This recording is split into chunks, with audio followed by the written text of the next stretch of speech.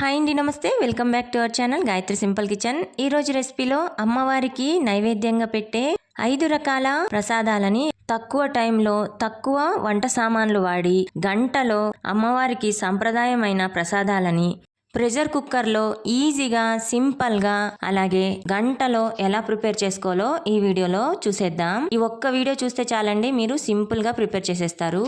మరి ఎలా తయారు చేసుకోవాలో చూసేద్దాం. మన ఫస్ట్ ప్రాసెస్లో శనగలని మినపప్పుని నానబెట్టుకోవాలండి. ఒక గిన్నెలోకి ఒక అరకప్పు దాకా శనగలని యాడ్ చేసుకొని 2 సార్లు కడిగేసుకొని శనగలు మునిగేంత వరకు నీళ్ళని వేసుకొని 4 గంటల సేపు నానబెట్టుకొని పక్కన పెట్టేసుకోండి. అలాగే ఇంకో గిన్నె తీసుకొని అందులోకి 1 కప్పు దాకా మినపప్పుని యాడ్ చేసుకొని వీటిని కూడా బాగా 2 సార్లు కడిగేసుకొని మినపప్పు మునిగేంత వరకు నీళ్ళని వేసుకొని ఒక 4 గంటల సేపు నానబెట్టుకోండి. మీరు మార్నింగ్ చేస్తూ ఉంటే నైట్ నానబెట్టేసుకోండి, లేదా 10 to 11 కి చేస్తామంటే మార్నింగ్ లేసాక ఫ్రెష్ అప్ అయ్యాక 6 గంటలకు నానబెట్టుకున్న మనం 10 to 11 కి ఈ ప్రసాదాలని ప్రిపేర్ చేయొచ్చు. ముందుగా బెల్లం పొంగలి పరమాన్నాన్ని ఎలా తయారు చేసుకోవాలో చూసేద్దాం. ఒక కుక్కర్ గిన్నె తీసుకొని అందులోకి 1 కప్పు దాకా బియ్యాన్ని యాడ్ చేసుకోండి. బియ్యం 100 గ్రాములు ఉన్నాయండి. ఈ బియ్యాన్ని 2 సార్లు కడిగేసుకొని ఏ కప్పుతో అయితే బియ్యం తీసుకున్నామో అదే కప్పుతో 1 కప్పు నీళ్లు 2 కప్పులు పాలు వేసుకొని ప్రెషర్ కుక్కర్ మూత పెట్టేసుకొని 3 విజిల్ వచ్చేంత వరకు ఉడికించుకోండి. అన్నం ఉడికేలోపు బెల్లం పాకం తయారు చేసుకుందాం. ఇప్పుడు ఒక గిన్నె తీసుకొని అందులోకి మనం ఏ కప్పుతో అయితే బియ్యాన్ని తీసుకున్నామో అదే కప్పుతో కప్పున్నర బెల్లాన్ని ఆ గిన్నెలోకి వేసేసుకొని 1 కప్పు దాకా నీళ్ళని వేసుకొని స్టవ్ ఆన్ చేసుకొని ఈ గిన్నె పెట్టేసుకోండి. ఈ బెల్లాన్ని పూర్తిగా కరిగించుకోండి. ఇలా బెల్లం పాకం పట్టుకొని పొంగల్ చేసుకుంటే మనకి పొంగలి పాలు విరగవండి, కమ్మగా ఉంటుంది. అలాగే బెల్లంలో ఉండే చిన్న చిన్న రాళ్ళు అలాగే నలకలు కూడా ఫిల్టర్ చేసుకోవచ్చు. బెల్లం పాకం ఏం పట్టనవసరం లేదండి, ఇలా బెల్లం కరిగిపోతే చాలు. ఇప్పుడు స్టవ్ ఆఫ్ చేసేసుకొని బెల్లం పాకాన్ని పూర్తిగా చల్లారనివ్వండి. ఇక్కడ మనకి అన్నం బాగా ఉడికిపోయిందండి. కొద్దిగా చల్లారాక మూత తీసి చూద్దాం. ఇదిగోండి, అన్నం బాగా మెత్తగా ఉడికిపోయింది. 3 విజిల్ వేసుకుంటే మనకి ఇలా మెత్తగా ఉడికిపోతుందండి, ఎక్కువ శ్రమ ఉండదు. ఇదిగోండి, వీడియోలో చూపిస్తున్నట్టుగా ఇలా మెత్తగా ఉడికిపోయింది.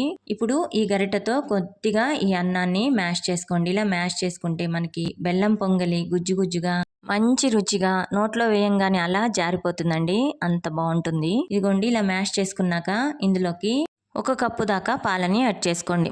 మనం ఏ కప్తో అయితే బెల్లం పాలు కొల్చుకున్నామో అదే కప్తోనే 1 కప్పు దాకా పాలని వేసుకోండి. ఈ పాలు కాచి చల్లార్చిన పాలండి. టోటల్ గా మనకి బెల్లం పొంగలికి 3 కప్పులు పాలు పట్టినాయండి.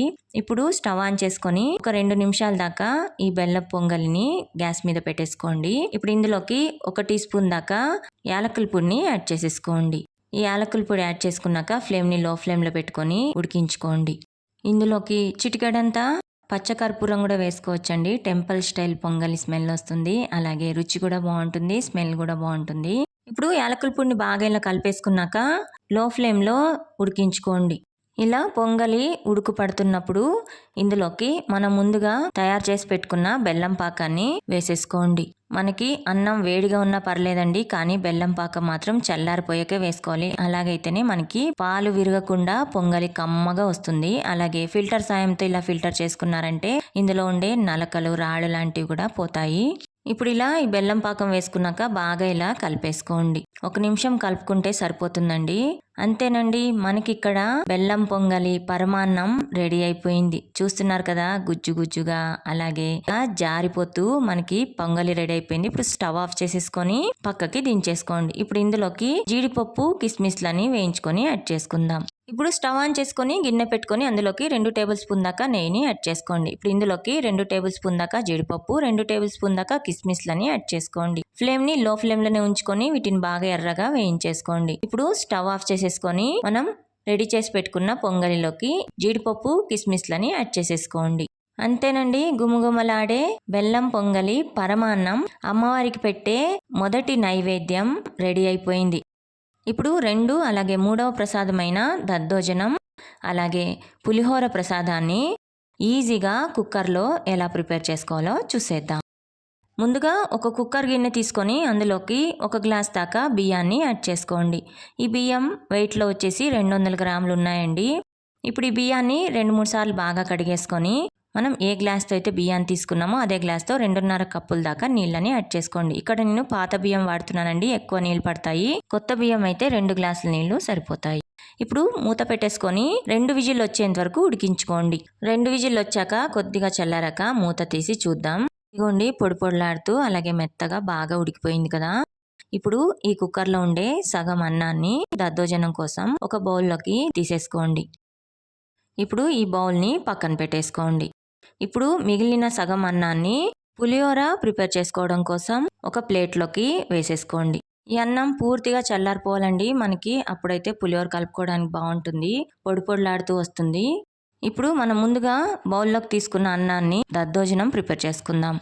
దద్దోజనానికి అన్నం వేడిగా ఉన్నప్పుడే ఒక గ్లాస్ తీసుకొని లేదా ఒక మ్యాషర్ తీసుకొని ఇలా బాగా మెత్తగా ఈ అన్నాన్ని మ్యాష్ చేసేసుకోండి. ఇదిగోండి వీడియోలో చూపిస్తున్నట్టుగా ఇలా వేడిగా ఉన్నప్పుడే మ్యాష్ చేసుకుంటే మనకి తొందరగా మెత్తగా అయిపోతుంది అన్నము. ఇప్పుడు ఇందులోకి 1 కప్పు దాకా పాలని యాడ్ చేసుకోండి. ఈ పాలు వేసుకొని బాగా ఇలా మిక్స్ చేసేసుకోండి. పాలు కాచి చల్లార్చిన పాలండి. ఇప్పుడు ఇందులోకి 1 కప్పు దాకా పెరుగుని యాడ్ చేసుకోండి. పెరుగు బాగా తీయగా ఉండే పెరుగు వేసుకోండి, అలాగైతే దద్దోజనం మంచి టేస్ట్ ఉంటుంది. ఇప్పుడు ఇందులోకి రుచికి సరిపడ ఉప్పును కూడా వేసేసుకొని ఈ రెండింటిని కూడా బాగా ఇలా మిక్స్ చేసేసుకోండి. ఇదిగోండి బాగా గుజ్జు గుజ్జుగా ఎంత బాగా తయారైంది కదా పెరుగన్నం మనకి. ఇప్పుడు ఈ దద్దోజనానికి పోపుని వేసుకుందాం. ఇప్పుడు స్టవ్ ఆన్ చేసుకొని ప్యాన్ పెట్టుకొని అందులోకి 1 టీ స్పూన్ దాకా ఆయిల్ని యాడ్ చేసుకోండి. ఇప్పుడు ఇందులోకి 1/2 టీ స్పూన్ ఆవాలు, 1/2 టీ స్పూన్ జీలకర్ర, 1 టీ స్పూన్ మినపప్పు, 1 టీ స్పూన్ శనగపప్పుని యాడ్ చేసుకోండి. వీటిని కొద్దిగా ఫ్రై చేసుకున్నాక ఇప్పుడు ఇందులోకి చిలుకలుగా కట్ చేసి పెట్టుకున్న ఒక 3 నుంచి 4 దాకా పచ్చిమిర్చి, ఒక 10 నుంచి 12 దాకా మిరియాలు, అలాగే ఒక 2 ఇంచులంతా అల్లం ముక్కల్ని సన్నగా తరుక్కొని యాడ్ చేసుకోండి. ఇప్పుడు ఇందులోకి ఒక 10-12 జీడిపప్పు పలుకులు, అలాగే ఒక పిడికెడంతా కరివేపాకు వేసేసుకొని వీటన్నిటిని కొద్దిగా ఎర్రగా వేయించేసుకున్నాక ఇప్పుడు చివర్లో ఒక 1/4 టీ స్పూన్ అంతా ఇంగువను వేసుకొని బాగా ఇలా ఫ్రై చేసేసుకొని ఈ పోపుని పూర్తిగా చల్లారేంత వరకు పక్కన పెట్టేసుకోండి. పోపు చల్లారిపోయాక మనం ముందుగా ప్రిపేర్ చేసి పెట్టుకున్న ఈ దద్దోజనంలోకి ఈ పోపుని వేసుకొని కొద్దిగా పిడికెడంతా సన్నగా కట్ చేసుకున్న కొత్తిమీరని వేసుకొని బాగా ఇలా కలిపేసుకోండి. అంతేనండి, మనకి ఇక్కడ రెండవ ప్రసాదమైన దద్దోజనం రెడీ అయిపోయింది. ఇప్పుడు మూడవ ప్రసాదమైన నిమ్మకాయ పులిహోరని ఎలా తయారు చేసుకోవాలో చూసేద్దాం. ఇప్పుడు అదే ప్యాన్లో స్టవ్ ఆన్ చేసుకొని 2 టేబుల్ స్పూన్ దాకా ఆయిల్ని యాడ్ చేసుకొని అందులోకి 1 టీ స్పూన్ ఆవాలు, 1 టీ స్పూన్ జీలకర్ర, 2 టేబుల్ స్పూన్ దాకా శనగపప్పు, 2 టేబుల్ స్పూన్ దాకా మినప్పప్పుని యాడ్ చేసుకోండి. అలాగే 4 టేబుల్ స్పూన్ దాకా పల్లీలను కూడా వేసేసుకోండి. ఈ పోపు దినుసులన్నీ బాగా ఇలా ఫ్రై చేసేసుకోండి. కొద్దిగా కలర్ చేంజ్ అయ్యే ఆవాలు జీలకర్ర చిట్టుపట్లాడాక ఇప్పుడు ఇందులోకి 4 నుంచి 5 దాకా చిలుకలుగా కట్ చేసి పెట్టుకున్న పచ్చిమిర్చి, అలాగే ఒక పిడికెడంతా కరివేపాకును కూడా వేసేసుకోండి. ఈ పచ్చిమిర్చి కరివేపాకు బాగా వేగిపోయాక చివర్లో ఇందులోకి ఒక 1/2 టీ స్పూన్ దాకా పసుపు, ఒక 1/4 టీ స్పూన్ దాకా ఇంగువని వేసేసుకోండి. ముందే వేసుకుంటే నల్లగా మాడిపోతాయండి, చివర్లో దించే ముందు వేసుకోవాలి. ఇప్పుడు ఈ ఆయిల్లో ఇంగువ పసుపుని బాగా ఇలా ఫ్రై చేసుకున్నాక ఇప్పుడు ఇందులోకి ఒక 10 నుంచి 12 దాకా జీడిపప్పు పలుకుల్ని వేసేసుకోండి. ఇవి వేగడానికి ఎక్కువ టైం పట్టదండి. వీటిని కూడా బాగా ఫ్రై చేసుకున్నాక స్టవ్ ఆఫ్ చేసుకొని పక్కకు దించేసుకొని ఒక పెద్ద సైజ్ నిమ్మకాయ జ్యూస్ ని తీసేసుకొని మనం ముందుగా చల్లారి పెట్టుకున్న అన్నంలోకి మనం తీసి పెట్టుకున్న నిమ్మకాయ జ్యూస్ ని ఇందులోకి వేసేసుకోవాలి. ఇప్పుడు గరిటెతో అన్నానికి బాగా పట్టేలాగా కలిపేసుకొని మనం ముందుగా వేయించుకున్న పోపు దినుసులన్నీ ఈ అన్నంలోకి వేసేసుకోవాలి.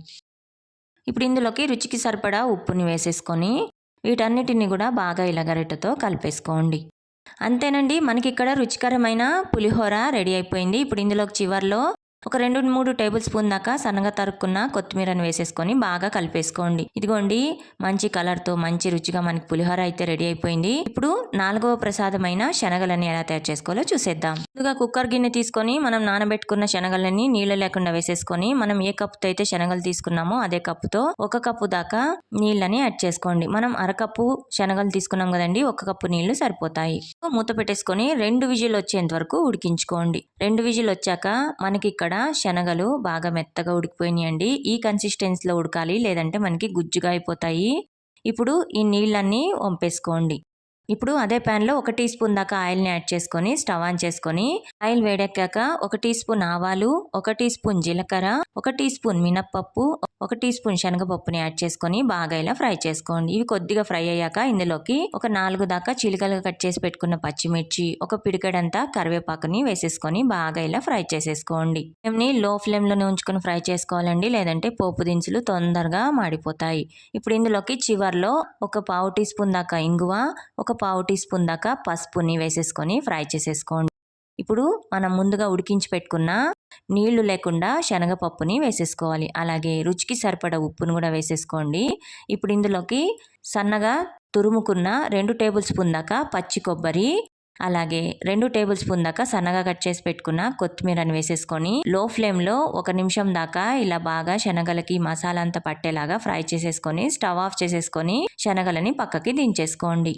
ఇప్పుడు మన 5వ ప్రసాదమైన అల్లం గారెలని ఎలా తయారు చేసుకోవాలో చూసేద్దాం. మనం ముందుగా నానబెట్టి పెట్టుకున్న మినపప్పులో ఉండే నీళ్ళన్నీ వంపేసుకొని పక్కన పెట్టేసుకోండి. ఇప్పుడు ఒక మిక్సీ జార్ తీసుకొని అందులోకి చీలికలుగా కట్ చేసి పెట్టుకున్న పచ్చిమిర్చి 2, పైన చెక్కు తీసుకున్న 1 ఇంచంత అల్లం ముక్క, అలాగే 1/2 టీ స్పూన్ జీలకర్రని మిక్సీ పట్టేసుకోండి. ఇలా మెత్తగా మిక్సీ పట్టుకున్నాక ఇందులోకి మనం నానబెట్టి పెట్టుకున్న మినపప్పుని సగం క్వాంటిటీ వేసుకోండి. నిండుగా వేసుకుంటే మనకి మిక్సీ తిరగదండి, అలాగే జారుగా వచ్చేస్తుంది. ఇలా సగం క్వాంటిటీలో వేసుకొని ఒక 2-3 టేబుల్ స్పూన్ దాకా నీళ్ళని వేసుకొని ఇలా గట్టిగా అలాగే సాఫ్ట్గా మిక్సీ పట్టేసుకోండి. ఇలా మిక్సీ పట్టుకున్న ఈ పిండి మొత్తాన్ని ఒక గిన్నెలోకి ట్రాన్స్ఫర్ చేసేసుకోండి. మన యూట్యూబ్ ఛానల్లో డీటెయిల్గా అల్లం గారెలు ఎలా వేసుకోవాలో వీడియో ఉందండి, ఒకసారి చెక్ చేయండి, మీ అన్ని డౌట్స్ క్లియర్ అయిపోతాయి. ఇప్పుడు మిగిలిన మినపప్పును కూడా మిక్సీ జార్లో వేసేసుకొని ఇలా మిక్సీ సాఫ్ట్గా అలాగే కొంచెం గట్టిగా మిక్సీ పట్టేసుకొని అదే బౌల్లోకి ఈ పిండి మొత్తాన్ని ట్రాన్స్ఫర్ చేసేసుకోండి. ఇప్పుడు ఇందులోకి సన్నగా తరుక్కున్న ఒక 2-3 టేబుల్ స్పూన్ దాకా కొత్తిమీర, అలాగే రుచికి సరిపడా ఉప్పుని వేసేసుకొని చేత్తో కానీ గరిటెతో కానీ బాగా ఇలా కలిపేసుకోండి. ఇలా బాగా కలుపుకుంటే మనకి బబుల్స్ ఫామ్ అయ్యి గారెలు క్రిస్పీగా అలాగే స్పాంజీగా వస్తాయండి. అలాగే ఎలాంటి ఫ్రిడ్జ్లో కూడా పెట్టకుండా డైరెక్ట్గా వెంటనే ఈ గారెల్ని వేసేసుకోవచ్చు. ఇలా గనక మీరు పిండిని రెడీ చేసుకున్నారంటే. ఇదిగోండి, ఇప్పుడు పక్కన పెట్టేసుకొని స్టవ్ ఆన్ చేసుకొని డీప్ ఫ్రైకి సరిపడా ఆయిల్ పెట్టుకొని ఆయిల్ బాగా హీట్ ఎక్కాక గారెల్ని వేసేసుకోవడమే. ఇప్పుడు ఒక బౌల్లోకి నీళ్ళు తీసుకొని చేతిని తడి చేసుకొని ఒక స్టెయినర్ తీసుకొని స్టెయినర్ని బాగా ఇలా నీళ్లతో తడి చేసేసుకొని ఈ పిండిని కొద్ది కొద్దిగా పిండి ముద్దలుగా తీసేసుకొని ఈ స్టైనర్ పైన పెట్టేసుకొని ఇలా బాగా స్ప్రెడ్ చేసేసుకొని మధ్యలో ఒక హోల్ పెట్టేసుకొని నిదానంగా ఆయిల్లో వేసేసుకోండి. మన లాస్ట్ అల్లం గారెల వీడియోలో మన 3 రకాల మెథడ్లో అల్లం గారెలను ఎలా వేసుకోవాలో చూపించానండి, ఒకసారి చెక్ చేయండి. ఇక్కడ నేను ఒకేసారి 5 గారెలను వేసుకున్నానండి. స్టెయినర్తో చాలా ఈజీగా ఎన్ని గారెలైనా వేసుకోవచ్చండి. మన యూట్యూబ్ ఛానల్లో డీటెయిల్గా వీడియో ఉంది, ఒకసారి చెక్ చేయండి. ఇప్పుడు మీడియం ఫ్లేమ్లో ఈ గారెలని వేయించుకోండి. అటు ఇటుగా ఫ్లిప్ చేస్తూ వేయించుకుంటే మనకి 2 పక్కల బాగా లోపలి దాకా వేగిపోయి మంచి గోల్డెన్ కలర్లో వస్తాయి. ఇప్పుడు మనం ముందుగా వేసుకున్న గారెని బయటికి తీసేసుకుందామండి, మంచి రంగు వచ్చేసింది. ఇప్పుడు మిగతా గారెలను కూడా బాగా గోల్డెన్ కలర్ బ్రౌన్ కలర్ వచ్చేంత వరకు వేయించేసుకొని బయటికి తీసేసుకోవడమే. ఇదిగోండి, మనకి ఇక్కడ ఎక్కడ కూడా ఆయిల్ పీల్చకుండా క్రిస్పీగా స్పాంజీగా గారెలు అయితే రెడీ అయిపోయినాయి కదా. గారెలని 5 గాని 9 గాని అమ్మవారికి నైవేద్యంగా వేసేసుకొని స్టవ్ ఆఫ్ చేసేసుకొని మిగిలిన గారెల పిండిని ఫ్రిడ్జ్ లో పెట్టేసుకుంటే మనం భోజనం టైంకి వేడివేడిగా వేసుకొని తినేయచ్చండి. అంతేనండి, ఈజీగా సింపుల్ గా మనకి ఇక్కడ 5 రకాల ప్రసాదాలు రెడీ అయిపోయినాయి. పర్ఫెక్ట్గా ప్లాన్ చేసుకుంటే గంటలో ఈ 5 ప్రసాదాలని ప్రిపేర్ చేసేసుకోవచ్చండి. ఎక్కువ టైం పట్టదు. అలాగే తక్కువ వంట సామాన్లు వాడుతూ ప్రెషర్ కుక్కర్లో ఈజీగా సింపుల్గా క్విక్గా ఈ 5 ప్రసాదాలను కూడా ప్రిపేర్ చేసుకొని అమ్మవారికి నైవేద్యంగా పెట్టేసుకోండి. మన యూట్యూబ్ ఛానల్లో ఎన్నో రకాల స్వీట్ రెసిపీలు, రైస్ రెసిపీలు, అలాగే కర్రీ రెసిపీలు కూడా ఉన్నాయండి, ఒకసారి చెక్ చేయండి. అలాగే వరలక్ష్మి వ్రతానికి మీరు ఏ ప్రసాదాలని అమ్మవారికి నైవేద్యంగా పెట్టారో కామెంట్స్లో తప్పకుండా నాతో షేర్ చేసుకోండి.